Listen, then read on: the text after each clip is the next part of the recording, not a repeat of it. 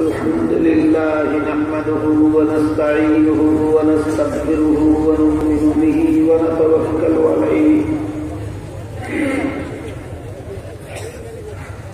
ونعوذ بالله من شرور أنفسنا ومن سيئات أعمالنا من يهده الله فلا مضل له ومن يضلله فلا هادي له ونشهد أن لا إله إلا الله وحده لا شريك له ونشهد أن سيدنا ونبينا ومولانا محمدا عبده ورسوله صلى الله تعالى عليه وعلى آله وأصحابه وبارك وسلم أما بعد فأعوذ بالله من الشيطان الرجيم بسم الله الرحمن الرحيم والعصر إن الإنسان لفي خسر إلا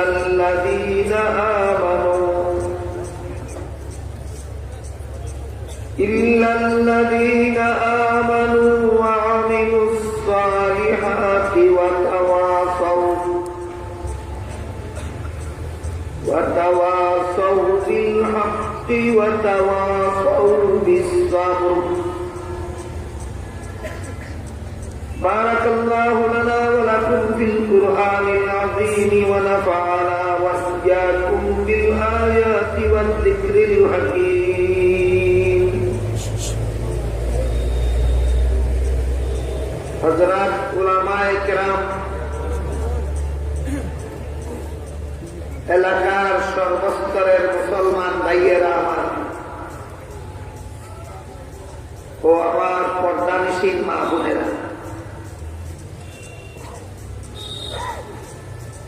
আমার আলোচ্য বিষয়ে আপনারা শুনেছেন, মঞ্চ থেকে ঘোষণা দেওয়া হয়েছে সূরাতুল আসর এর তাফসীর থেকে কিছু কথা আপনাদের সামনে পেশ করার জন্য এই সূরা আমি আপনাদের সামনে তেলাওয়াত করছি। আপনারা যারা অন্তত দৈনিক 5 বেলার নামাজ পড়েন, আপনাদের এই সূরাটা জানা থাকার কথা। জনসাধারণ মুসলমান এই সূরাটাকে ওয়াল আসরি সূরা বলে।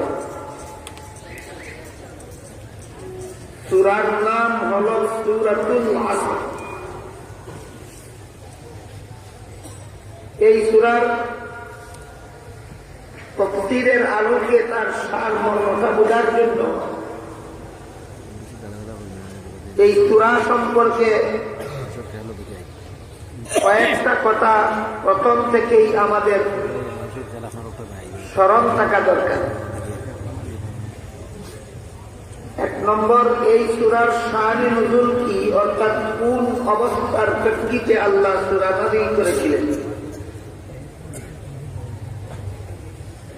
2 নম্বর, এই সূরার নাম যে সূরাতুল আসর,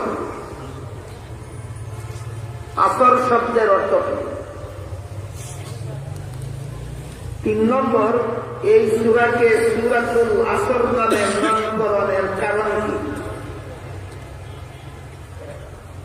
এই 3টা কথা প্রথমে আমাদের বুঝে নেওয়া দরকার, স্মরণ রাখা দরকার, যাতে সূরার তাফসীরের আলোচনাটা আমরা মোটামুটি ভাবে বুঝে নিতে পারি। প্রথম প্রশ্ন হল, এই সূরার শানে নুজুল কি। আপনারা যারা নিয়মিত তাফসীর সম্মেলনে যোগদান করে থাকেন, বিভিন্ন উলামায়ে কেরাম বুজুর্গানে দ্বীনের মুখ্য থেকে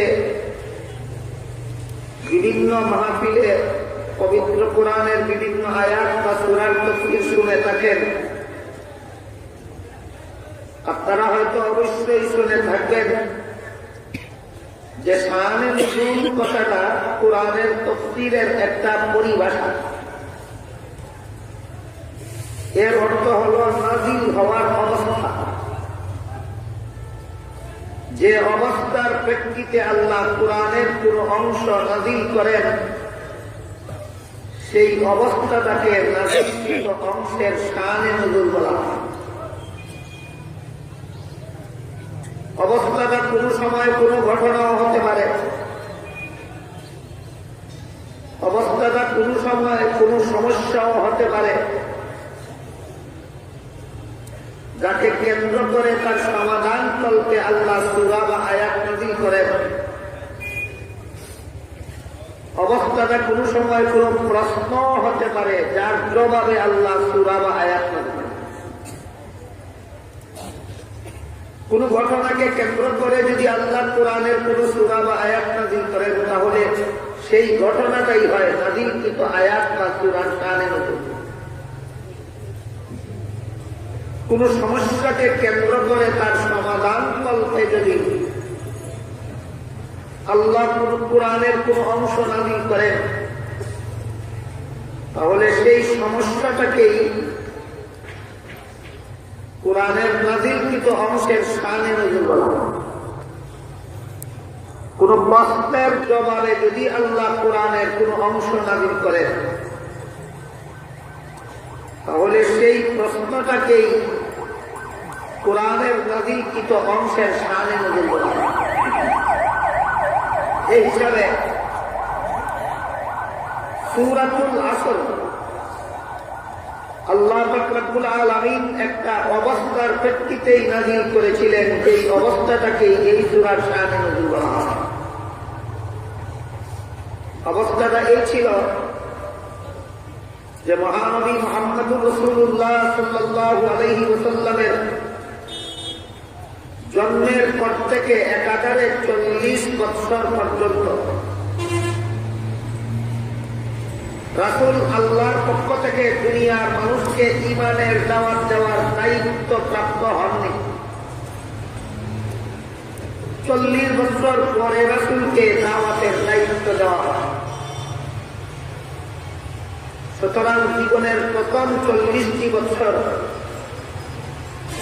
যখন তিনি দুনিয়ার মানুষকে ঈমানের দাওয়াত, ইসলামের দাওয়াত, কালেমার দাওয়াত, নামাজ রোজার দাওয়াত দেননি, তখনকার 40 বছর পর্যন্ত সমাজের সর্বলোকে তাকে সবচেয়ে বেশি সম্মান করত।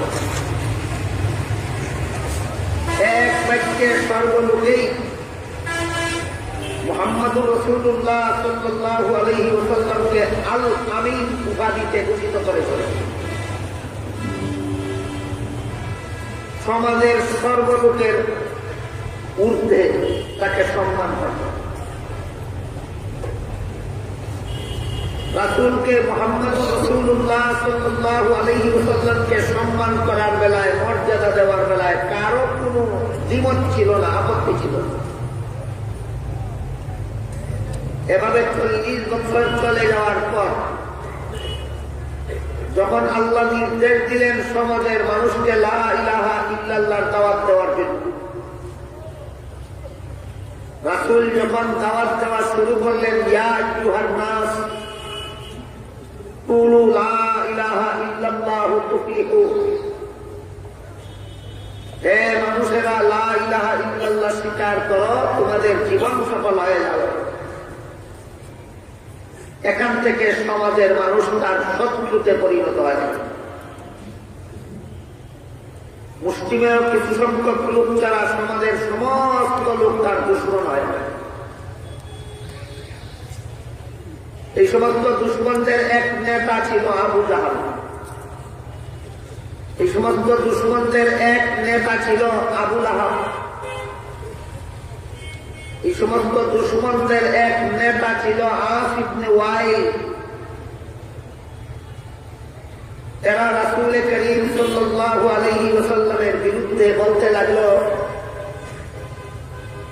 যে এই লোকটা 40 বছর পর্যন্ত ভালো ছিল, 40 বছরের পরে খারাপ হয়ে গেছে। 40 বছর পর্যন্ত লাভের পথে ছিল, 40 বছর পরে এসে এসে ক্ষতির পথে চলে গেছে, ক্ষতিগ্রস্ত হয়ে গেছে। এই যে ঘটনার ধারাবাহিকতার এক পর্যায়ে সমাজের লোকেরা তাকে ক্ষতিগ্রস্ত হয়ে গেছে বলল, এর প্রতিবাদে আল্লাহ পাক রব্বুল আলামিন সূরাতুল আসর নাযিল করেছেন। সূরাতুল আসর নাযিল করে আল্লাহ পাক রব্বুল আলামিন এই সূরার ভিতরে সারা দুনিয়ার সমস্ত মানুষের মধ্যে কোন মানুষটা ক্ষতিগ্রস্ত আর কোন মানুষটা লাভবান যাচাই করার জন্য একটা মাপকাঠি, একটা স্কেল আল্লাহ এই সূরার ভিতরে প্রদান করেছেন। এই সূরায় প্রদত্ত মাপকাঠি দ্বারা মাপলেই সারা দুনিয়ার সর্বযুগের যে কোনো মানুষকে যাচাই করলেই মাপলেই, এটা নিয়ম নাকি বয়ানের ভিতর যেমন খাওয়া, এটা তো সুন্নতের খেলা, শিকার শিখতে হয় তো, এগুলি শিখেন না কেন?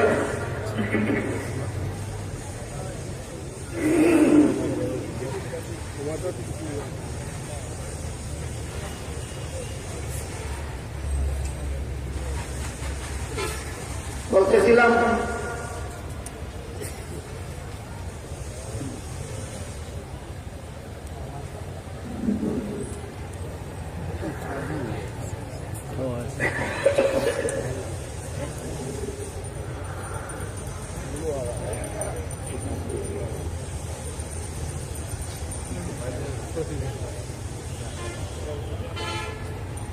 এই সূরার ভিতরে আল্লাহ এমন একটা স্কেল বা মাপকাঠি প্রদান করেছেন যার দ্বারা মাপলে জগতের যে কোনো যুগের যে কোনো মানুষের জীবনটাকে মাপলে সূরাতুল আসরের স্কেলে মাপকাঠিতে ধরা পড়বে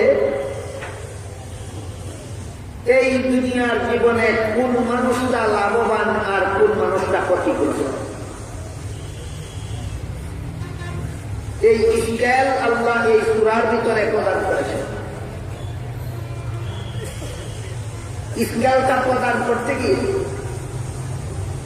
আল্লাহ পাক রব্বুল আলামিন সর্বপ্রথমেই ওয়াল আসরি শব্দ বলে সময়ের কসম খেয়েছেন।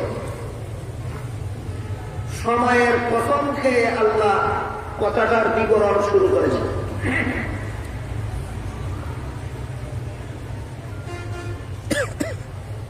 ওয়াল আসরি শব্দের বিভিন্ন অর্থ,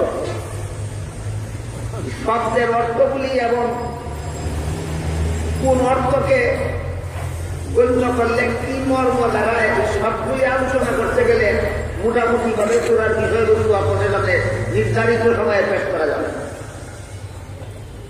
এই জন্য আজকের মতো শুধু আমরা ওয়াল আসরি শব্দের একটা অর্থকে কেন্দ্র করে আলোচনা করি। আল আসর শব্দের একটা অর্থ হল সময়, সময়কে আসর বলা হয়। ওয়া হল একটা অব্যয় পদ, এই পদ ব্যবহার করে কোনো কিছু শপথ করা হয়, কসম খাওয়া হয়। তাই ওয়াল আসরি বলে আল্লাহ সূরার শুরুতেই সময়ের কসম দিয়ে বিবরণটা শুরু করেছিল। এই জন্য আল্লাহ পাক রব্বুল আলামিন এই সূরাকে সূরাতুল আসর নামে নামকরণ করেছেন। আসর শব্দের এক অর্থ হল সময়। এই শব্দের মাধ্যমে কসম খেয়ে আল্লাহ বিবরণ শুরু করেছেন, এই জন্য সূরার নামকরণ করেছেন সূরাতুল আসর। যে তিনটা কথা আগের থেকে আমাদের জানা থাকা দরকার ছিল, তিন কথা আপনাদের সামনে পেশ করা। এক নম্বর কথা, কোন অবস্থার প্রেক্ষিতে আল্লাহ সূরা নাযিল করেছিলেন শত্রুরা যখন রাসূলকে বলতেছিল তিনি ক্ষতিগ্রস্ত হয়ে গেছেন, তখন এর প্রতিবাদে আল্লাহ সূরা নাযিল করেছেন। সূরার ভিতরে কে ক্ষতিগ্রস্ত আর কে লাভবান তা মাপার জন্য স্কেল প্রদান করতে গিয়ে আল্লাহ আসর শব্দের দ্বারা কসম খেয়েছেন। ওয়াল আসরি বলে, আসর শব্দের একটা অর্থ হল সময়। এই সময়ের কসম খেয়ে আল্লাহ বিবরণ শুরু করেছেন। এজন্য এই সূরাকে ওয়াল আসরি সূরা নামে নামকরণ করেছেন। সময়ের কসম খেলেন কেন? তার কারণ হল দুনিয়াতে আল্লাহ প্রতিটি মানুষ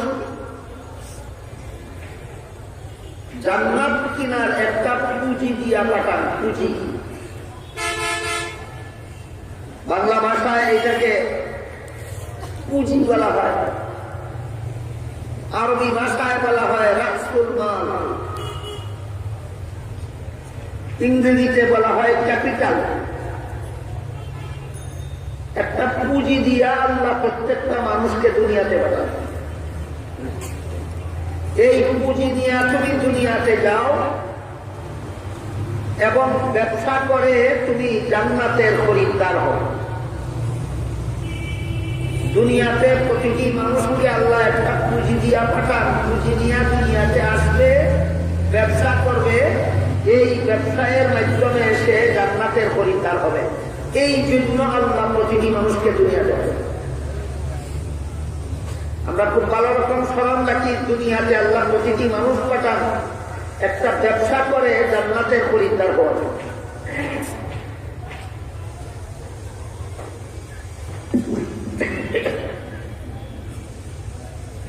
এই ব্যবসা করার জন্য আল্লাহ যে একটা পুঁজি দিয়া থাকেন প্রতিটি মানুষকে, এই পুঁজিটা হলো একটা নির্ধারিত সময়। আমাকে একটা নির্ধারিত সময়ের জন্য দুনিয়াতে পাঠিয়েছেন। এই সময়টাই আমার জান্নাত কিনার ব্যবসায়ের পুঁজি। আপনাকে একটা নির্ধারিত সময়ের পুঁজি দিয়ে আল্লাহ দুনিয়াতে পাঠিয়েছেন, এর মাধ্যমে জান্নাতের খরিদ্দার হওয়া।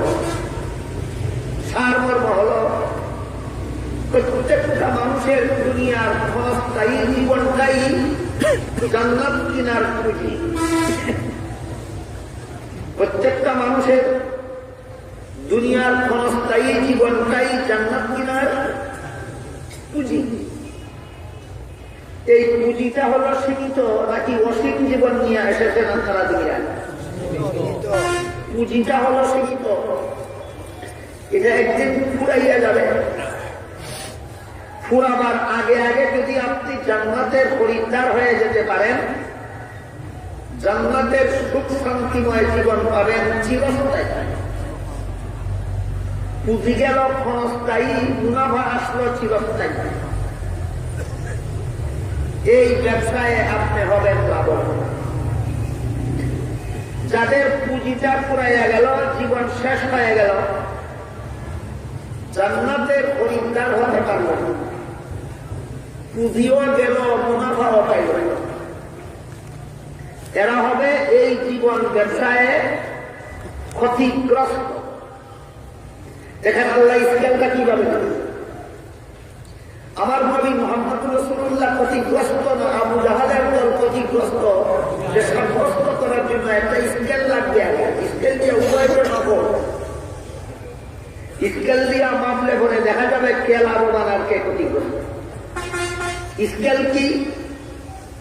স্কেল হইল প্রতিটি মানুষের দুনিয়ার জীবনটা হলো একটা পুঁজি, সীমিত। এইটা পুরাবার আগে আগে যদি সে জান্নাতের খরিদ্দার হয়ে যেতে পারে, তাহলে পুঁজি গেল সীমিত, মুনাফা পাইল অসীম। ব্যবসায় সে ক্ষতিগ্রস্ত হইল না লাভবান হইল? আর যার জীবনের পুঁজিটাও ফুরিয়ে গেল, জান্নাতের মুনাফাও অর্জন করতে পারল না, বলুন সে জীবন ব্যবসায় লাভবান হল না ক্ষতিগ্রস্ত? এই স্কেলটা দিয়ে আল্লাহ বলেন, তোমরা যারা যারা আমার নবীকে ক্ষতিগ্রস্ত বলতেছ, এই স্কেল দিয়ে আমার নবীকেও মাপো, এই স্কেল দিয়ে আমার নবীর অনুসারীদেরকেও মাপো, তোমাদের নিজেদেরকেও মাপো। স্কেলেই ধরা পড়ে যাবে কে লাভবান আর কে ক্ষতিগ্রস্ত।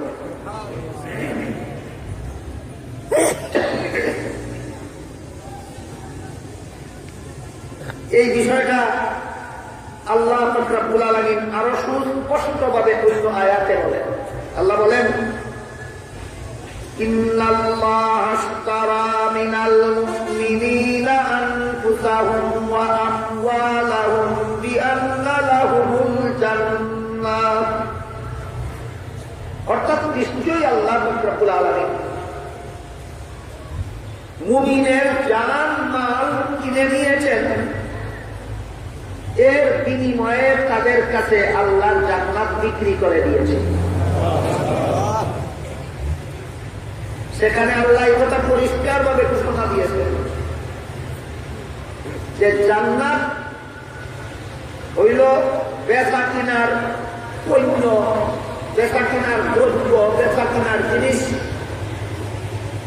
আর মুমিনের জান মাল হইল তার মূল্য।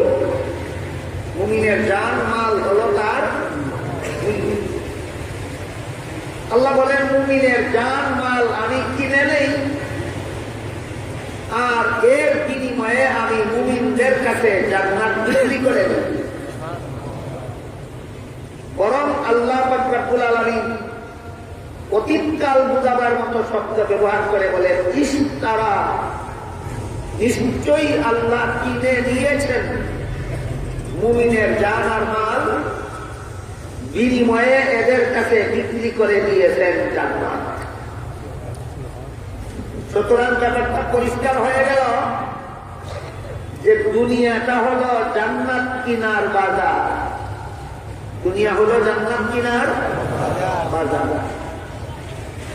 মুফাসসিরিনে কেরাম তাফসীরের কিতাবে লিখেছেন, আল্লাহ যতগুলি মানুষ সৃষ্টি করেছেন, প্রত্যেকটা মানুষের জন্যই জান্নাতে একটা করে বাড়ি নির্মাণ করেছেন। এমন একটা মানুষও আল্লাহ সৃষ্টি করেননি যার জন্য জান্নাতে কোনো বাড়ি নির্মাণ করেছেন।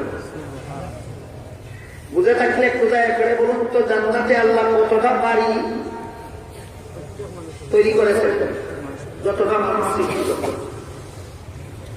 নমরুদ নামের একটা মানুষ সৃষ্টি করেছেন, তার জন্য জান্নাতে একটা বাড়ি তৈরি করেছেন। ফেরাউন নামের একটা মানুষ সৃষ্টি করেছেন, তার জন্য জান্নাতে একটা বাড়ি তৈরি করেছেন। আবু জাহাল নামে একটা মানুষ সৃষ্টি করেছেন, তার জন্য জান্নাতে একটা বাড়ি তৈরি করেছেন। আবু লাহাব নামে একটা মানুষ সৃষ্টি করেছেন, তার জন্য জান্নাতে একটা বাড়ি তৈরি করেছেন।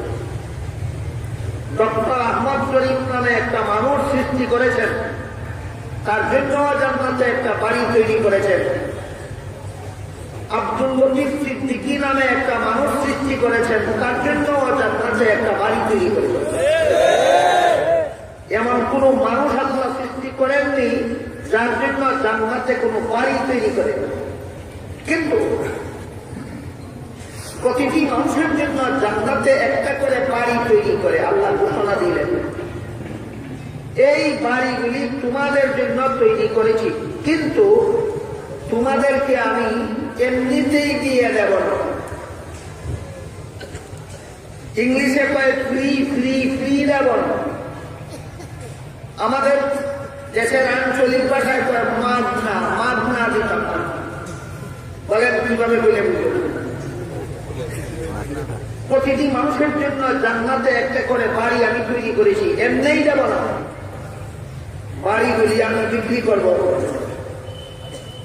বলেন জান্নাতে আল্লাহ বাড়ি তৈরি করেছেন প্রতিটি মানুষের জন্য একটা করে ফ্রি দিয়া দেওয়ার জন্য, না বিক্রি করবে? বিক্রি করবে। সুতরাং জান্নাতে যদিও সমস্ত মানুষের জন্যই একটা করে বাড়ি তৈরি করা আছে, কিন্তু এই বাড়িগুলি কাউকে তিনি এমনিতেই দেবেন না, ফ্রি দেবেন না, বিনামূল্যে দেবেন না। আল্লাহ বলেন আমি বিক্রি করব। তোমরা যারা জান্নাতের খরিদ্দার হতে চাও, জান্নাতের খরিদ্দারদের কাতারে দাঁড়াও, লাইনে দাঁড়াও। যারা যারা জান্নাতের খরিদ্দার হতে চাও, লোহাকারী দৌড়াদৌড়ি করলে হবে না, খরিদ্দারদের লাইনে দাঁড়াও, কাতারে দাঁড়াও। সরকার যদি রিলিফের মাল দেয়, ইউনিয়ন অফিস থেকে যদি মাল বিতরণ করা হয়, এ লোহাটারি লাইনের বাইরে যারা থাকবে এরা হবে না।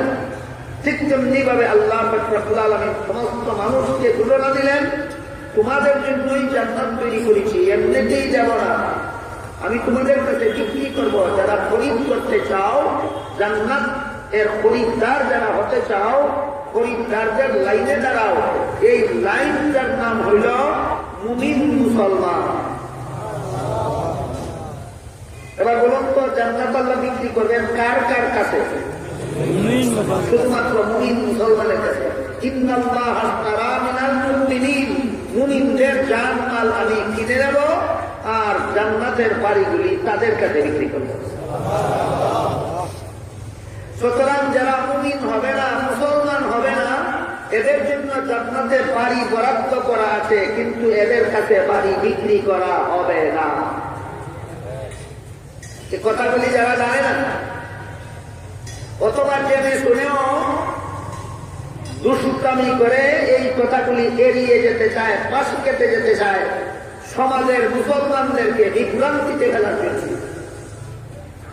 তারা আজকাল কি অপকৌশল অবলম্বন করেছে জানি না, আপনারা জানেন। আমি তো সারা বাংলাদেশের আনাচে কানাচে ঘোরাফেরা করি, অনেক বড় বড় সদর রাস্তায় বিশাল বিশাল গেট সাজানো হয় এবং গেটে ব্যানার লটকিয়ে দেওয়া হয়, ব্যানারে লিখে দেওয়া হয় ঈদ ও দুর্গা পূজায় শুভেচ্ছা। ঈদের প্রতিও তার শুভেচ্ছা, দুর্গা পূজার প্রতিও তার শুভেচ্ছা। আপনারা বলেন ঈদ করে কারা? জান্নাত কিনার লাইনে আছে কিনা? দুর্গা পূজা করে কারা? হিন্দু। Line out. দুর্গা পূজা করে যারা জান্নাত কিনার লাইনে আছে না লাইন আউট? আল্লাহ খুব পরিষ্কার ভাষায় বলেন, মাইয়াবতাগি গায়রাল ইসলামি দীনান ফালান ইউকবালা মিনহু ওয়া হুয়া ফিল আখিরাতি মিনাল খাসিরিন। ইসলাম ছাড়া ভিন্ন কোন ধর্ম যারা পালন করবে, আল্লাহ বলেন লাই ইউকবালা মিনহু, কখনো তাদের ধর্ম আল্লাহর কাছে গ্রহণযোগ্য হবে না। ওয়া হুয়া ফিল আখিরাতি মিনাল খাসিরিন, এরা পরকালে এই জীবন ব্যবসায় ক্ষতিগ্রস্ত হবে। তাদের কথা মনে থাকে জীবন ব্যবসায় ক্ষতিগ্রস্ত যারা, যাদের জীবন ফুরিয়ে গেল, জান্নাতের পরিবার হতে পারল না, চিরস্থায়ী জাহান্নামী হবে যারা ইসলাম ছাড়া ভিন্ন ধর্ম পালন করে। সুতরাং ইসলাম ছাড়া অন্য ধর্মের প্রতি আল্লাহর শুভেচ্ছা না অনাস্থা? পরিষ্কার হইল কোরআনের আয়াতের দ্বারা, ইসলাম ছাড়া অন্য ধর্মের প্রতি আল্লাহর শুভেচ্ছা না অনাস্থা? আল্লাহ যে ধর্মের প্রতি অনাস্থা দিলেন, তুমি সেই ধর্মের শুভেচ্ছা প্রদর্শন করো। আল্লাহ যেখানে দিলেন অনাস্থা, সেখানে তুমি দিলে শুভেচ্ছা। এবারও বলো তোমার পূজা দ্রোহী হওয়ার আর কত বাকি? আমি কথাটা বোঝাতে পারলাম না। এরা পূজা দ্রোহী নয় কি? রাষ্ট্রদ্রোহী। কোন দেশের নাগরিক রাষ্ট্রদ্রোহী হলে যদি তার বেঁচে থাকার অধিকার থাকে না, রাষ্ট্রীয় আইনে তাকে প্রাণদণ্ড দেওয়া হয়, পূজার দাম কি রাষ্ট্রের চেয়ে কম? তাহলে পূজার দ্রোহীর শাস্তি কি হতে পারে? রাষ্ট্রদ্রোহীর শাস্তি যদি ফাঁসি হতে পারে, পূজার দ্রোহীর শাস্তি কি হতে পারে?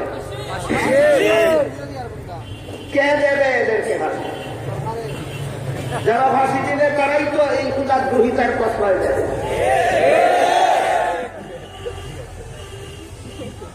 এই জন্য হাদিস শরীফে রাসূল করিম সাল্লাল্লাহু আলাইহি ওয়াসাল্লাম বলেন, আলা কুল্লুকুম রাইন ওয়া কুল্লুকুম মাসউলুন আন রাইয়াতিহি। তোমাদের প্রত্যেকেই দায়িত্বশীল, প্রত্যেককেই দুনিয়াতে ন্যায় কাজ করো না অন্যায় কাজ করো, সে ব্যাপারে কাল হাসরের মাঠে আল্লাহর আদালতে আসামির কাজ করা দাঁড়িয়ে জবাবদিহি করতে হবে।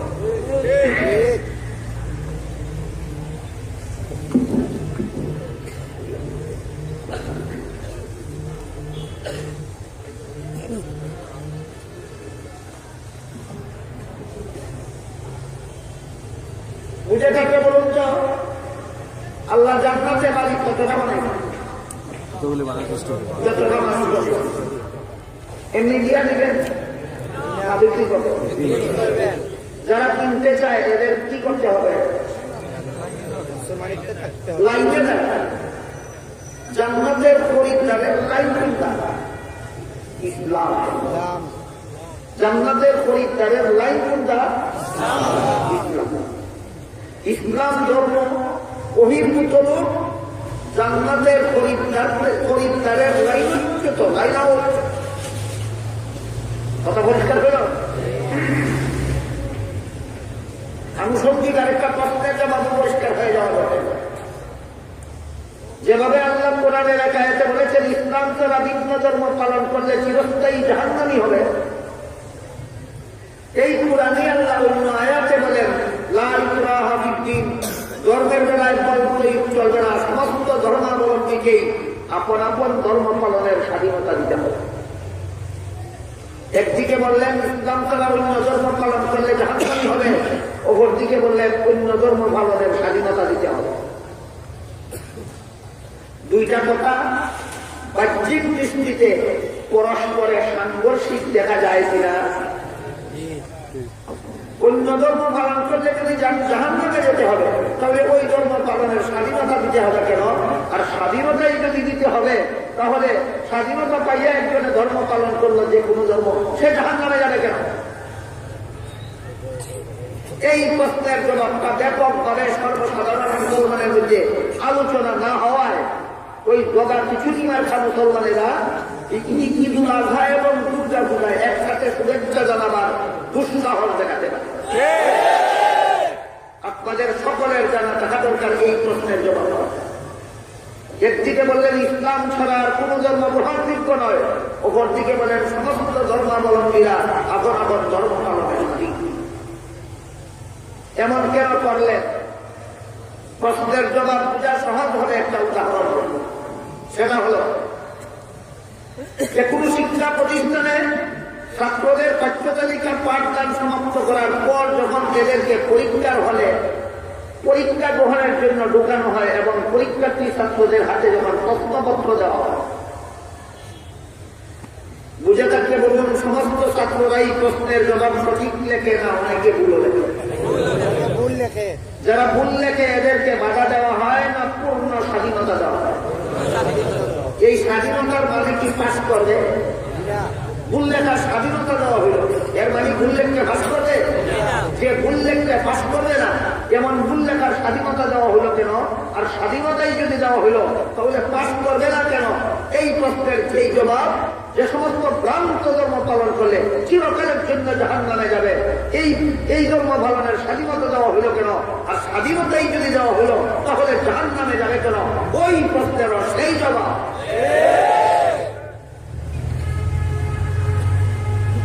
উভয় প্রশ্নের একই জবাব, এবং জবাবটা হল নিয়ম রক্ষার জন্য। জবাবটা কি? বুঝে থাকতে বলুন পরীক্ষার হলে ছাত্ররা ভুল লেখলে স্বাধীনতা দেওয়া হয় কেন? পাস করবে এই জন্য না নিয়ম রক্ষার জন্য? জাহান্নামীরা দুনিয়াতে ভ্রান্ত ধর্ম পালন করলে স্বাধীনতা দেওয়া হয় কেন? গ্রহণযোগ্য হবে এই জন্য না নিয়ম রক্ষার জন্য? উভয় প্রশ্নের একই জবাব। পরীক্ষার হলে ছাত্রদেরকে প্রশ্নের জবাব ভুল লেখতে স্বাধীনতা দেওয়া হয় যেভাবে নিয়ম রক্ষার জন্য, ঠিক তেমনিভাবে দুনিয়াতে ইসলাম ছাড়া যত ভ্রান্ত ধর্মাবলম্বী আছে এদেরকেও ভ্রান্ত ধর্ম পালনের স্বাধীনতা দেওয়া হয় শুধুমাত্র নিয়ম রক্ষার জন্য। পরীক্ষার হলে স্বাধীনতা পাইয়া ছাত্ররা ভুল লেখলে যেমন তাদের কপালে কোরআন তিন ছাড়া আর কিছু থাকে না, ঠিক তেমনি ভাবে দুনিয়াতে ভ্রান্ত ধর্মাবলম্বীরা স্বাধীনতা পাইয়া ভ্রান্ত ধর্ম পালন করলে এদের কপালেও চিরস্থায়ী জাহান্নাম ছাড়া আর কিছু থাকে না।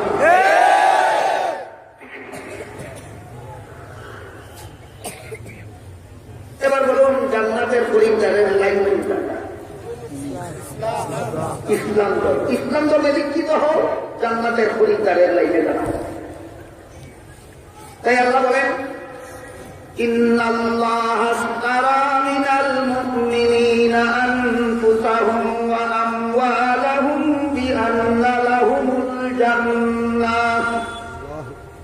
নিশ্চয়ই আল্লাহ পাক রব্বুল আলামিন মুমিনের জান মাল কিনে নিলেন এর বিনিময়ে জান্নাত মুমিনদের কাছে বিক্রি করে দিলেন। সুতরাং দুনিয়াতে আমরা একটা ব্যবসা করতেছি, জানমাল আল্লাহর কাছে বিক্রি করবো, বিনিময়ে জান্নাতের খরিদ্দার হব। কথা বুঝতে পারলেন? এবার বলুন, জান্নাতে আল্লাহ কতটা বাড়ি বানাইছেন?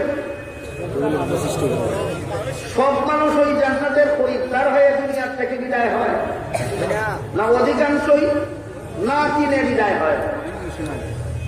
যারা না কিনে বিদায় হতো এদের নামে অত জান্নাতে বাড়ি বরাদ্দ ছিল, কিন্তু এরা তো কিনল না। আপনারা যদি আপনাদের বাড়িটা কিনে নেন, আপনারা যদি আপনাদের নামের বরাদ্দ করা বাড়িটা ইসলামের অনুশাসন পালনের মাধ্যমে কিনে নেন, তাহলে আপনাদের না আপনার নামের বরাদ্দ করা আপনি পাইলেন। ফেরাউনের নামের বরাদ্দ করা বাড়ি তো ফেরাউন পাইল না, নমরুদের নামের বরাদ্দ করা বাড়ি তো নমরুদ পাইল না, আবু জাহালের নামের বরাদ্দ করা জান্নাতের বাড়ি তো আবু জাহাল পাইল না, আবুল আহাবের নামের বরাদ্দ করা জান্নাতের বাড়ি তো আবুল আহাব পাইল না, ডক্টর আহমদ শরীফের নামের বরাদ্দ করা জান্নাতের বাড়ি জানাই পাইল না। গতির সিদ্দিকের নামে বরাদ্দ করা জান্নাতের বাড়ি জানাইব না? ভাইতো না? বলে এদের নামের বরাদ্দ করা বাড়িগুলি শেষ পর্যন্ত কি হবে? আপনারা তো আপনাদেরটা পাবেন, তাদেরটা কে পাবে? এই মর্মে আল্লাহ উলাইকা হুমুল ওয়ারিসুনা আল্লাযীনা ইয়ারিসুনাল ফিরদাউসা হুম ফিহা খালিদুন। হে মুমিন মুসলমানেরা, তোমরা যদি আমার বরাদ্দ করা জান্নাতের বাড়ি কিনে নাও, তোমাদের জানমাল আমি আল্লাহর কাছে বিক্রি করার মাধ্যমে, তাহলে তোমাদের নামে বরাদ্দ করা বাড়িটা তো তোমরা কিনে নিলে, আর যাদের নামের বরাদ্দ করা বাড়ি তারা কিনে নিল না, ওদের বাড়িটা আমি তোমাদেরকে দিয়ে দেব বোনাস। তারার বাড়ি কি হবে? বোনাস পাইবে। আপনাদের দেখা কিনা ঠিক থাকলে দেখা কিনা এবার ঠিক রাখতে হবে। কি হবে? আমার জান আল্লাহর কাছে বিক্রি করে আল্লাহর জান্নাত ছিল। সুতরাং আমি আর আমার নিজের ইচ্ছা মতো জীবন যাপনের অধিকার থাকি না, বাকি জীবন আল্লাহর বিধান মতো যাপন করতে। আমার মাল আল্লাহর কাছে বিক্রি করে আমি আল্লাহর জান্নাতের খরিদ্দার হইলাম। এবার আমার উপার্জিত মাল আমার ইচ্ছা মতো ব্যবহার করতে পারি না, একমাত্র আল্লাহর বিধান মতো ব্যবহার করতে হবে। এবার বলুন তো, আমাদের সমাজের কোন মুসলমান জান্নাত কিনার লাইনে দাঁড়াইয়াও, ইসলাম ধর্মে বিশ্বাসী হইয়াও, নিজের জান মাল আল্লাহর কাছে বিক্রি কইরাও নিজের ইচ্ছা মতো জীবন যাপন করে কিনা, মাল হারাম কাজে খরচ করে কিনা? যে শর্তে তুমি জান্নাতের খরিদ্দার হয়েছিল, সেই শর্ত তো তোমার লঙ্ঘন হয়ে গেল। এখন তোমার ভাই কি হবে? আল্লাহ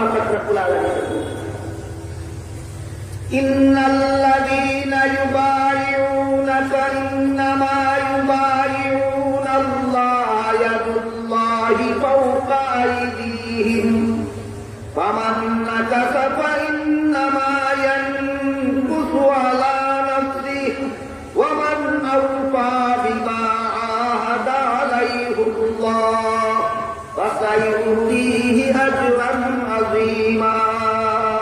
মর্ম হলো, তোমরা যারা আমার সাথে জান্নাতের বেচা কিনার চুক্তি করার পরও নিজের ইচ্ছা মতো জীবনযাপন করার মাধ্যমে, হালাল কাজের হারাম কাজে লিপ্ত হওয়ার মাধ্যমে, সম্পদ হারাম উঠায় উপার্জন করার মাধ্যমে, সম্পদ হারাম কাজে ব্যয় করার মাধ্যমে জান্নাত বেচা কিনার চুক্তি লঙ্ঘন করেছ, তোমাদের জন্য সুসংবাদ।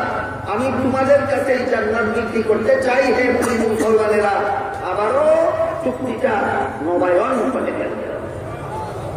আবারও চুক্তিটা নবায়ন, আবারও আল্লাহর সাথে ওয়াদাবদ্ধ হও। হে আল্লাহ, আমার জান তোমার কাছে বিক্রি করলাম, আর ভবিষ্যতে কোনোদিন ইচ্ছা মতো চলবো না তোমার বিধান ছাড়া। হে আল্লাহ, আমার মাল তোমার কাছে বিক্রি করলাম, বিনিময়ে জান্নাতের খরিদ্দার হলাম, আর কোনোদিন মাল উপার্জনও করবো না হারাম উঠায়, খরচও করবো না হারাম উঠায়। আল্লাহ বলেন, আমি আবারও তোমার কাছে আমার জান্নাত বিক্রি করেছি।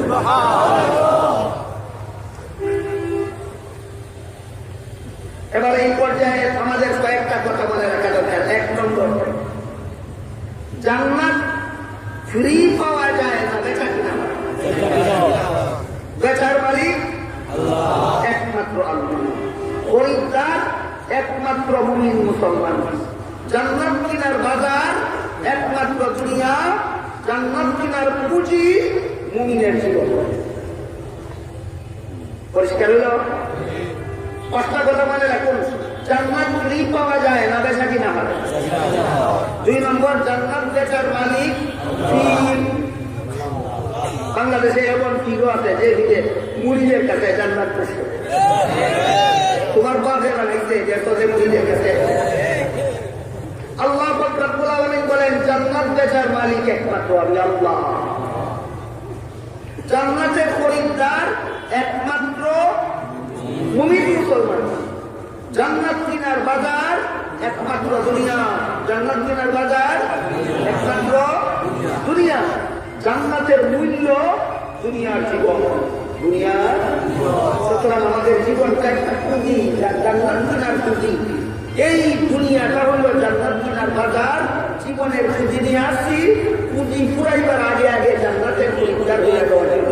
সুতরাং যারা জীবন পুঁজি ফুরাবার আগে আগেই জান্নাতের খরিদ্দার হয়ে যায়, জীবন ব্যবসায় তারা লাভবান। আর যাদের জীবন ফুরিয়ে যায়, জান্নাতের খরিদ্দার হতে পারে না, এরাই এই বাজারের ব্যবসায়, দুনিয়া নামের বাজারের ব্যবসায় ক্ষতিগ্রস্ত। দিলাম একটা স্কেল সূরাতুল আসরের মাধ্যমে তোমাদের হাতে। এবার আমার নবীর জীবনটাও স্কেল দিয়ে মাপো, আবু জাহালের জীবনটাও স্কেল দিয়ে মাপো।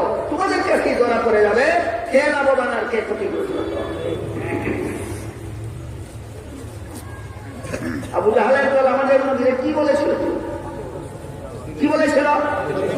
একভাবে ক্ষতিগ্রস্ত। আল্লাহ বলেন তোমার কথায় আর কারো কথায় নয়, ক্ষতিগ্রস্ত কে আর লাভবানকে মাপার জন্য স্কেল দিলাম সূরাতুল আসর, মাপার জন্য স্কেল দিলাম সূরাতুল আসর। স্কেল দিয়ে মাপলেই ধরা পড়বে মুহাম্মদ রাসূলুল্লাহ ক্ষতিগ্রস্ত, তার অনুসারীরা ক্ষতিগ্রস্ত না ইসলামের দুশমনেরা ক্ষতিগ্রস্ত। স্কেল দিয়ে মাপলেই ধরা পড়বে। এই জন্য আল্লাহ সূরার শুরুতেই কসম খাইয়া বলেন ওয়াল আসর, তোমাদের জীবন পুঁজির কসম খেয়ে বলছি, তোমাদের জীবন পুঁজির কসম খেয়ে বলছি, ইন্নাল ইনসানা লাফি খুসর, 4 কাজ করেওয়ালা মানুষ ব্যতীত দুনিয়ার সমস্ত মানুষই জান্নাত বেচা কেনার ব্যবসায় ক্ষতিগ্রস্ত। 4 কাজ করেওয়ালা মানুষ ব্যতীত সারা দুনিয়ার সমস্ত মানুষই জান্নাত বেচা কেনার ব্যবসায় দুনিয়ার বাজারে ক্ষতিগ্রস্ত, দুনিয়ার বাজারে ক্ষতিগ্রস্ত। বলুন দুনিয়া বাড়ি না বাজার? কি বেচা কেনার? জান্নাত বেচা কেনার বাজারের নাম। এই বাজারে আমি একটা পুঁজি নিয়ে আসছি, পুঁজিটা হলো আমার জীবন। ফুরাবার আগে আগেই 4 কাজের মাধ্যমে আমার জান্নাত কিনে নিতে হবে, তবেই হবো আমি জান্নাত কেনার ব্যবসায় লাভবান। যাদের জীবন ফুরিয়ে যায় এর আগে আগে জান্নাত কিনে নিতে পারে না, এরাই দুনিয়ার বাজারে জান্নাত বেচা কেনার ব্যবসায় হয় ক্ষতিগ্রস্ত। স্কেল দিয়ে মাপুন আবু জাহালের জীবন, করুন লাভবান না ক্ষতিগ্রস্ত? সার মর্ম দাঁড়াইল আমার নবী ক্ষতিগ্রস্ত নন, তোমরা যারা তাকে ক্ষতিগ্রস্ত বলছো তোমরাই ক্ষতিগ্রস্ত। এবার আমরা বোঝার চেষ্টা করি ওই 4টা কাজ কি কি, যে 4 কাজ করলে দুনিয়াতে জান্নাত কেনার ব্যবসায় মানুষ ক্ষতিগ্রস্ত হয় না। এই 4 কাজ কি কি আল্লাহ বলেন, ইল্লাল্লাযীনা আমানু ওয়া আমিলুস সালিহাত। 4 কাজের প্রথম কাজ যারা ঈমান আনবে, যারা ঈমান কাকে বলে?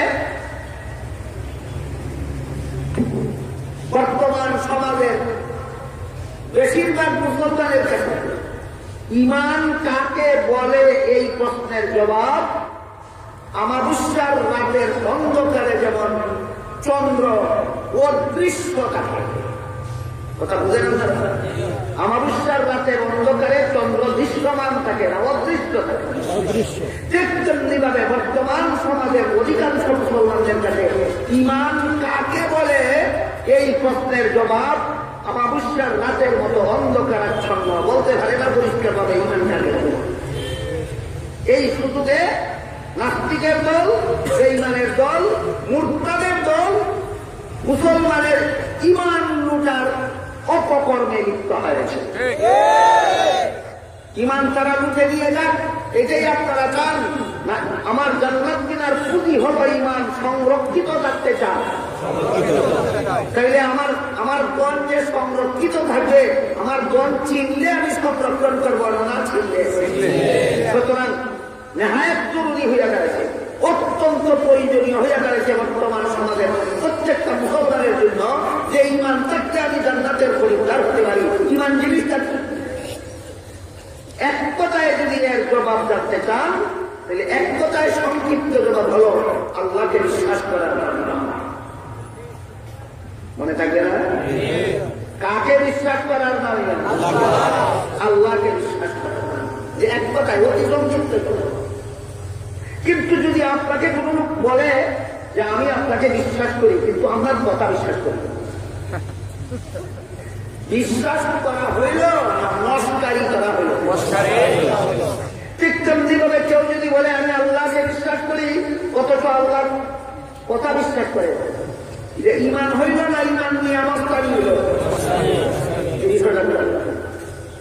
আবার বলছি, আপনাকে যদি কেউ বলে আমি আপনাকে বিশ্বাস করি কিন্তু আপনার কথা বিশ্বাস করি না, বিশ্বাস হইল না নস্কারি হইল?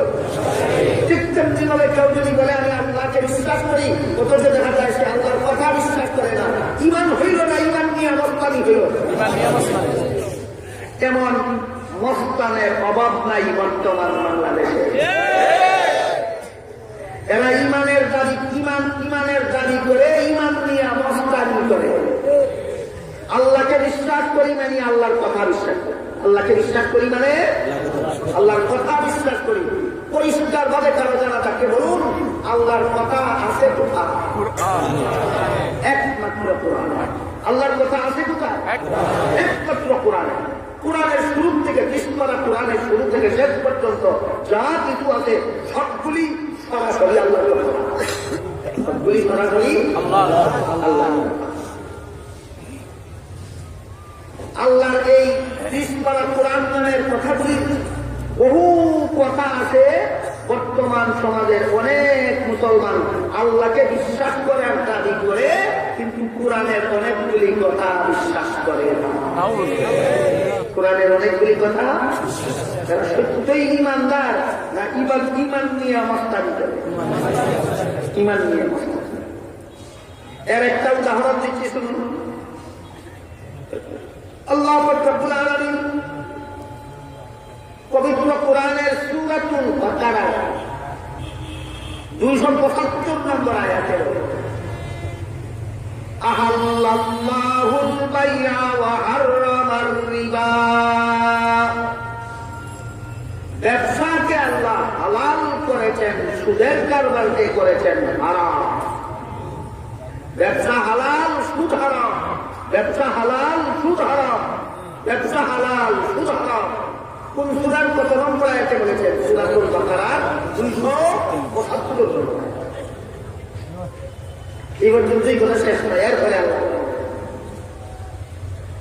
ফামান জাহু মাউইযাতুম মির রাব্বিহি ফান্তাহা ফালাহু মা সালাফ ওয়া আমরুহু ইলাল্লাহ ওয়া মান আদা ফাউলাইকা আসহাবুন নারি হুম ফিহা খালিদুন। আমি আল্লাহ যে ব্যবসাকে হালাল এবং সুদকে হারাম ঘোষণা দিলাম, এই ঘোষণার কারণে কেউ যদি যথারীতি তওবা করে সুদের কারবার ছেড়ে দেয়, তাহলে আমি তার অতীতের সুদের কারবারে গুনাহ মাফ করে দেব। কিন্তু আমি আল্লাহ ঘোষণা দিলাম সুদ হারাম, ব্যবসা হালাল, সুদ হারাম, এরপরও যদি কেউ সুদকে বৈধ সাব্যস্ত করতে চায়, সুদকে বৈধ সাব্যস্ত করতে চায়, তাহলে তারা চিরকালের জন্য জাহান্নামে। সূরাতুল বাকারার 275 নম্বর আয়াতে আল্লাহ সুদকে যারা বৈধ প্রমাণ করতে চায় এদেরকে কোনো মুসলমান। তাহলে তোমার আল্লাহ বিশ্বাস গেল কোথায়? এদিক দিয়ে আপনাদের আল্লাহ বিশ্বাস করি কি দেখা দেয়, ওই দিক দিয়ে সুদকে বৈধ প্রমাণের চেষ্টা করে। আল্লাহ বলেন এটা মুনাফিক মুমিন মুসলমান নয়, এটা মুসলমানের পন্ডিত থেকে বহিষ্কৃত হয়ে গেছে, চিরকালের জন্য জাহান্নামে যাবে। সুদ ঘুষ এইগুলিকে বর্তমান সমাজে বহু বড় বড় জ্ঞানী গুণী শিক্ষিত পণ্ডিতেরাও বৈধ প্রমাণের জন্য চাপাবাজি করে। বলেন সুদ ঘুষকে আল্লাহর বিধানে হালাল ঘোষণা দিয়েছেন না হারাম? আল্লাহ যেটাকে হারাম ঘোষণা দিয়েছেন সেইটাকে যারা হালাল প্রমাণ করতে চায়, আল্লাহ যেগুলিকে অবৈধ ঘোষণা দিয়েছেন সেগুলিকে যারা বৈধ প্রমাণ করতে চায়, এদের মধ্যে ঈমান ইসলামের নাম গর্ব বাকি থাকে না। এই জন্য আল্লাহ এদেরকে চিরস্থায়ী জাহান্নামী বলেছেন, চিরস্থায়ী জাহান্নামী বলেছেন। সূরার কত নম্বর আয়াত? সূরাতুল বাকারার 200। সুতরাং আল্লাহর কথাকে অমান্য করে, আল্লাহর কথার বিরুদ্ধে বিদ্রোহ করে আল্লাহ মানি বলার নাম ঈমান। আল্লাহর কথা অমান্য করে আল্লাহ মানি বলার নাম ঈমান না আল্লাহর কথা মান্য করার নাম ঈমান? আল্লাহর কথা আছে কোথায়? কৃষ্ণরা পুরাণে। সুতরাং কৃষ্ণরা পুরাণে আল্লাহ যত কথা বলেছেন সবগুলিকে যারা সঠিক বলে বিশ্বাস করে তাদের মধ্যে ঈমান আছে। কোরআনের কোন একটা কথাকে যারা বেঠিক মনে করে ঈমানের লেশ মাত্র নাই। আল্লাহ বলেছেন চিরকালের জন্য জাহান্নামে যাবে।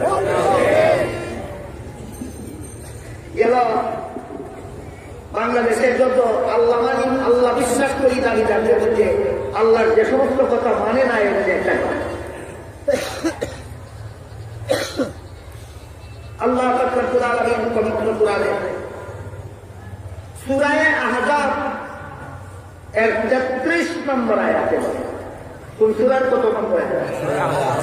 সূরা আহজাবের 33 নম্বর আয়াতে বলে وَقَرْنَ فِي بُيُوتِكُنَّ وَلَا تَبَرَّجْنَ تَبَرُّجَ الْجَاهِلِيَّةِ الْأُولَى। হে নবীর বিবিরা আর মুসলমানের নারীরা, আল্লাহ এই আয়াতে ডাইরেক্ট সম্বোধন করেছেন নবীর বিবিগণকে, আর ইনডাইরেক্ট সম্বোধন করেছেন সমস্ত মুসলমান মুমিন মুসলমান নারীদেরকে সম্বোধন করে বলেন, হে নবীর বিবিরা আর মুসলমানের নারীরা, তোমরা যার যার বসবাসের ঘরে থাকো, যার যার বসবাসে। আল্লাহ বলেছেন মুসলমানের নারী ঘরে থাকো। একজন মুসলমান আল্লাহ মানি দাবি করার পরেও বলে নারীরা ঘরে থাকবে কেন? ঘর কি নারীদের বন্দিশালা? কার কথার বিরুদ্ধে বিদ্রোহ? আল্লাহ মানি কথাটা সত্যই ঈমান না ঈমান নিয়ে অবস্থান? চিন্তা করে দেখেন আপনাদের দেশে আপনাদের সমাজে ঈমানের নামে কি পরিমাণ মস্তান আছে, না বুঝেন না কথা? সত্যই এরা ঈমানদার না ঈমান নিয়ে অবস্থানি করে। وَقَرْنَ فِي بُيُوتِكُنَّ وَلَا تَبَرَّجْنَ تَبَرُّجَ الْجَاهِلِيَّةِ الْأُولَى। হে নবীর বিবিরা মুসলমানের নারীরা, তোমরা তোমাদের বসবাসের ঘরে অবস্থান করো। নারীরা ঘরে অবস্থান করবে কেন? নারীর জীবনে যে সমস্ত আলাদা কর্ম আল্লাহর পক্ষ থেকে নির্ধারণ করে দিয়েছেন সেইগুলি পালন করার একমাত্র পরিবেশ বসবাসের ঘর। নারীদের আলাদা কর্মগুলির মধ্যে আল্লাহর পক্ষ থেকে যত আলাদা কর্ম নারীদেরকে নির্ধারণ করে দেওয়া হয়েছে, এর মধ্যে একটা হল মাসিক ঋতুস্রাব। দুনিয়ার কোন পুরুষের ডিউটি এটা না সমস্ত নারীদের ডিউটি? বলুন, মাসিক ঋতুস্রাবের সময় সারাদিন অফিসের চেয়ারে বসে থাকা সুবিধাজনক না বসবাসের ঘর সুবিধাজনক? কেন নারীকে বসবাসের ঘরে থাকতে বললেন? এটা নারীদের বন্দিশালা না কর্মস্থল? নারীদেরকে আল্লাহ যত আলাদা ডিউটি দিয়েছেন যেগুলি কোনো পুরুষ পারবে দূরের কথা, কোনো পুরুষের ভাবেও হবে না। এর মধ্যে একটা হলো প্রত্যেকটা সন্তান পেটে ধারণ করার গর্ভে ধারণ করার দায়িত্ব আল্লাহ এক চেটিয়া ভাবে নারীদেরকে দিয়েছেন। এবার বলুন, গর্ভের সন্তান নিয়ে সড়কে মাটি কাটা সুবিধা না বসবাসের ঘর সুবিধা? বলুন, আল্লাহ কেন সূরা আহজাবের 33 নম্বর আয়াতে নারীদেরকে বসবাসের ঘরে থাকতে বললেন? এটা নারীদের কর্মস্থল। 3 নম্বর ডিউটি আল্লাহ নারীদের জীবনে যা দিয়েছেন আলাদা, যা কোন পুরুষের জীবনে নাই, সেটা হলো প্রতিটি সন্তানের প্রসব কষ্ট সহ্য করা। যে নারী সন্তান প্রসব করবে, কষ্ট সেই নারী করতে হবে। এবার বলুন, সন্তান প্রসব এর জন্য গাড়ির গাইডিং সিট সুবিধা, না পুলিশের ক্যাম্প সুবিধা, না সেনাবাহিনীর ক্যাম্প সুবিধা, না বসবাসের ঘর সুবিধা? অযৌক্তিকভাবে আল্লাহ মুসলমানের নারীকে ঘরে থাকতে বলেছেন।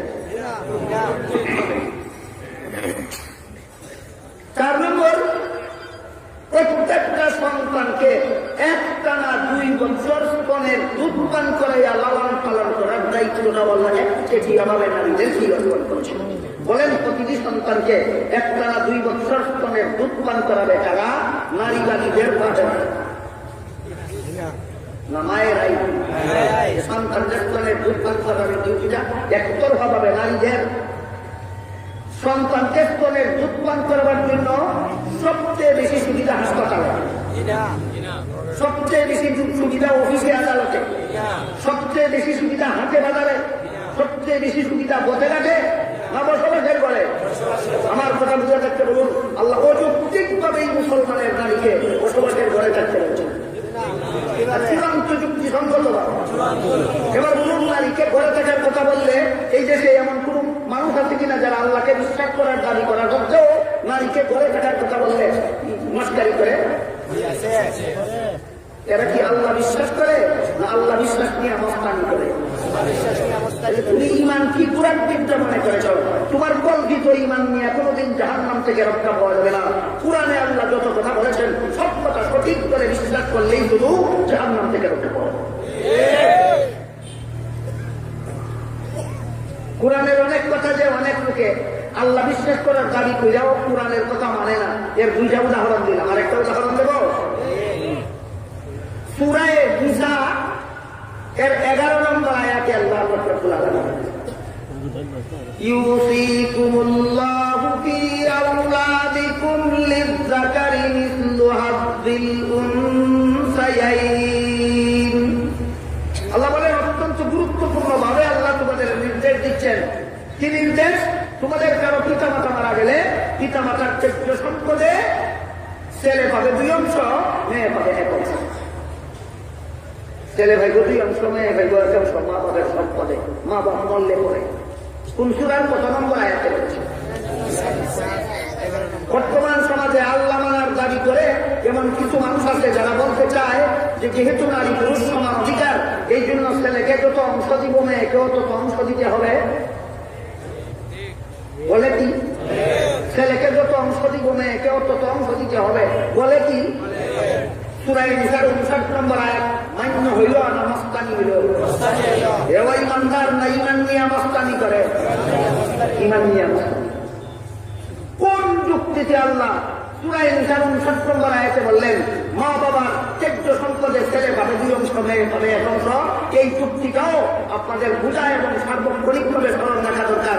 এই সমস্ত কথা আলোচনা ব্যাপকভাবে না হওয়ার কারণে, আপনারা পরিষ্কারভাবে না বোঝার কারণে একজন জ্ঞান পাপীরা কুরআনের বিধান নিয়ে এই সমাজে মস্তানি করার দুঃসাহস দেখতে পারে।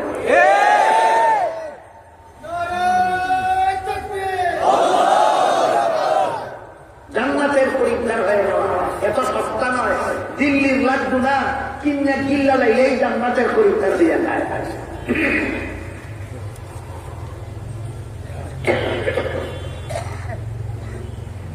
কোন বাবার ঘরে যদি একটা ছেলে জন্ম হয়, ছেলে যতদিন পর্যন্ত নাবালক থাকবে ততদিন পর্যন্ত ছেলের লালন পালন বাবার দায়িত্ব হয়। সাবালক হওয়ার পর থেকে ছেলের লালন পালন আল্লাহর আইনে বাবার দায়িত্ব হয়। ছেলে যখন বিয়ে করে ছেলের বউ ভালাও বাবার দায়িত্ব হয়, তার নিজের দায়িত্ব। ছেলের ঘরে যখন সন্তানাদি জন্ম হয়, সন্তানাদি ভালাও তার বাপের দায়িত্ব নয়, ছেলের নিজের দায়িত্ব।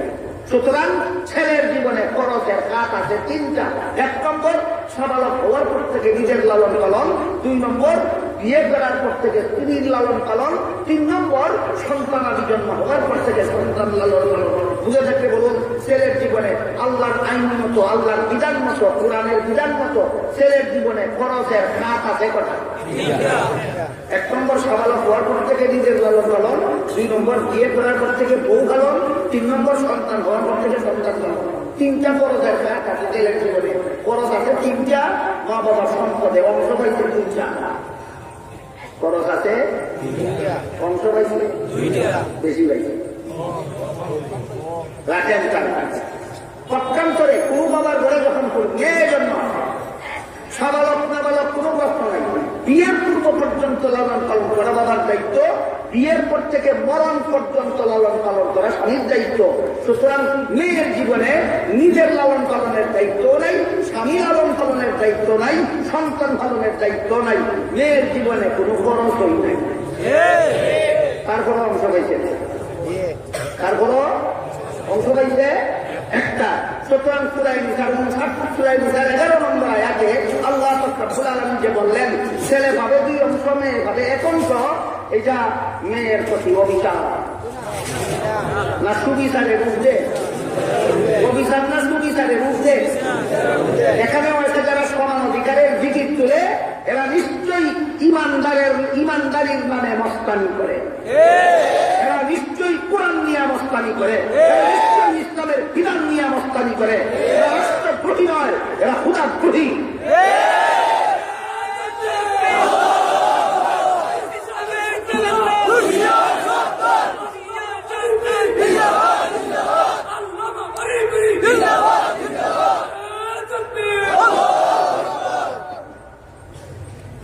সূরা নিসার 59 নম্বর আয়াতে ছেলেকে 2 অংশ আর মেয়েকে 1 অংশ দিয়ে আল্লাহ মেয়েদের সাথে অবিচার করে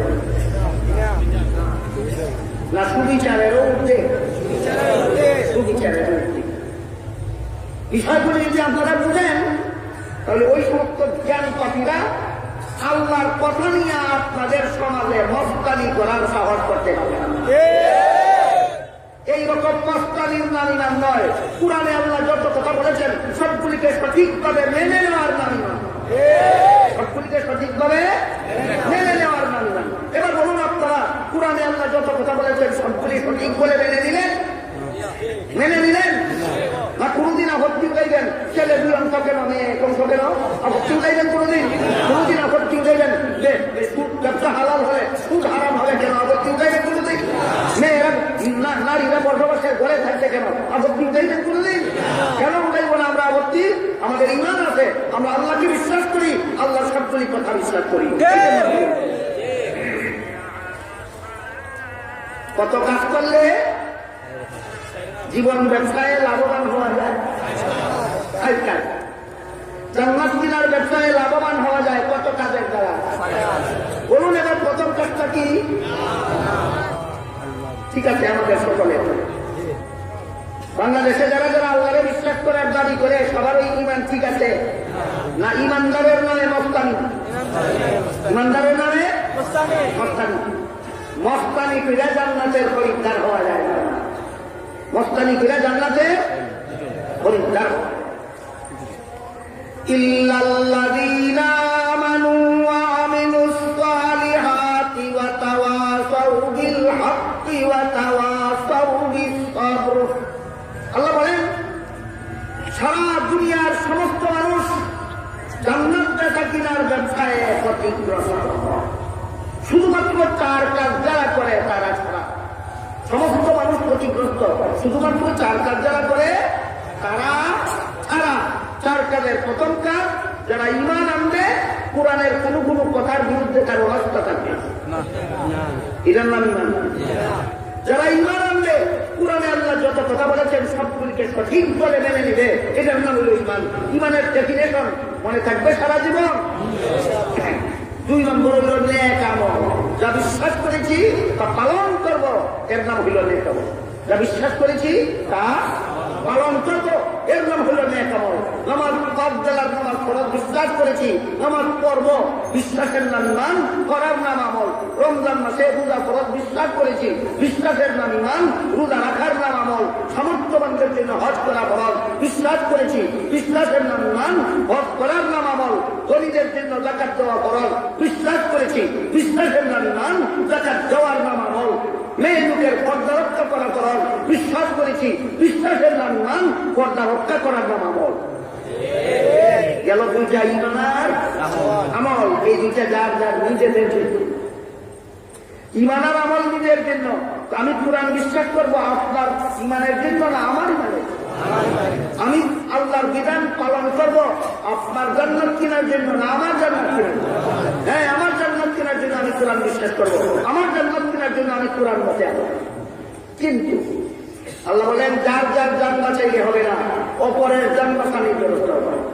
তুমি নিজে ইমান আনো, নিজে নেক আমল করো, অপরকেও ইমান আমলের দাওয়াত দাও, অপরকেও ইমান আমলের এই মর্মে আল্লাহ বলেন ওয়াতাওয়াসাউ বিল হক, এই হকের উপরে অটল থাকার জন্য অন্যকেও গুরুত্বপূর্ণভাবে নির্দেশ দাও।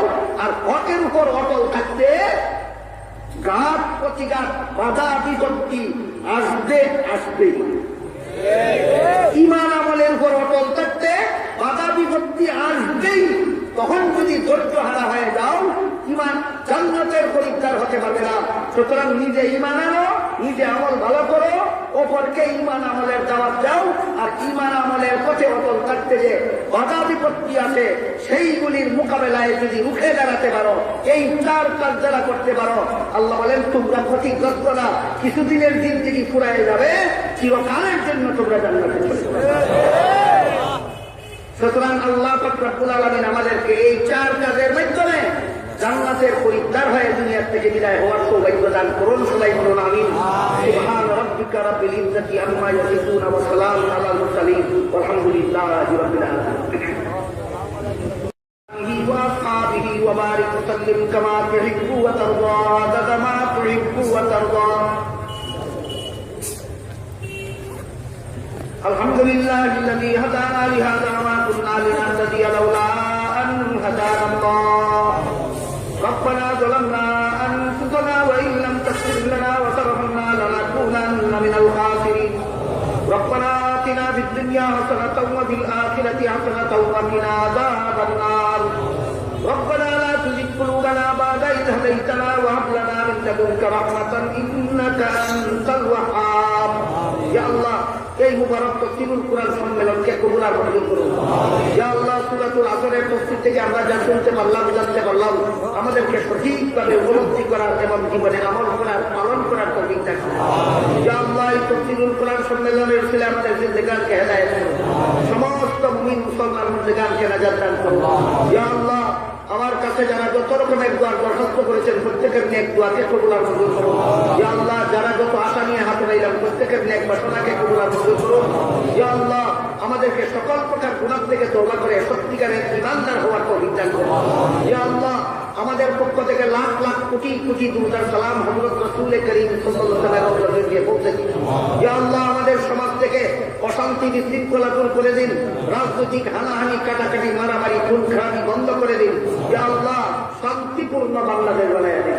ইয়া আল্লাহ, বাংলাদেশকে অশান্তির হাত থেকে রক্ষা করুন, খুনাখুনির থেকে রক্ষা করুন। ইয়া আল্লাহ, বাংলাদেশকে মারামারির থেকে রক্ষা করুন, হানাহানির থেকে রক্ষা করুন। ইয়া আল্লাহ, কুন্দল ঝগড়াঝাটির থেকে রক্ষা করুন। ইয়া আল্লাহ, আমাদের বাংলাদেশকে হেফাজত করুন। ইয়া আল্লাহ, আমাদের দেশের দেশ হেফাজত করুন, দেশের স্বাধীনতা হেফাজত করুন। ইয়া আল্লাহ, দেশের সার্বভৌমত্ব হেফাজত করুন। ইয়া আল্লাহ, দেশের ভৌগোলিক সীমারেখা হেফাজত করুন। ইয়া আল্লাহ, দেশের বাসিন্দাদের জান মাল ইজ্জত হেফাজত করুন। ইয়া আল্লাহ, মুমিন মুসলমানের ঈমান আমল হেফাজত করুন।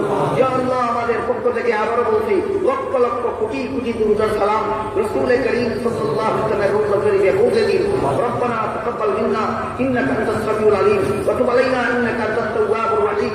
ওয়া সুবহানা রাব্বিকা রাব্বিল ইজ্জাতি আম্মা ইয়াসিফুন ওয়া সালামুন আলাল মুরসালিন ওয়ালহামদুলিল্লাহি রাব্বিল আলামিন।